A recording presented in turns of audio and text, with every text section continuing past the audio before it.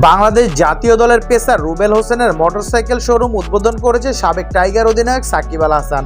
দেশের ঘরোয়া ক্রিকেটের প্রখ্যাত কোচ মোহাম্মদ সালাউদ্দিন সহ বেশ কয়েকজন ক্রিকেটার এই সময় সেখানে উপস্থিত ছিলেন। রুবেলের এই শোরুমের অবস্থান রাজধানীর বারিধারার 100 ফিটে। সাকিবের উপস্থিত থাকার কথা আগেই জানিয়েছিলেন রুবেল। গতকাল সন্ধ্যা 7:45টায় সেখানে এসে পৌঁছান সাবেক টাইগার এই অধিনায়ক। এর আগে বিকেলে রুবেলের শোরুমে উপস্থিত হন নুরুল হাসান সোহান, সাব্বির রহমানরা। পরবর্তীতে উদ্বোধনের সময় সেখানে হাজির হন কোচ সালাউদ্দিন, ক্রিকেটার হাসান মাহমুদ, শফিউল ইসলাম ও বাংলা সিনেমার নায়ক নীরব হোসেন। বাংলাদেশ জাতীয় দল বর্তমানে জিম্বাবুয়ের বিপক্ষে সিরিজ খেলতে চট্টগ্রামে অবস্থান করছে। গতকাল প্রথম টি-20তে 8 উইকেটের বড় জয় পায় নাজমুল হোসেন শান্তর দল।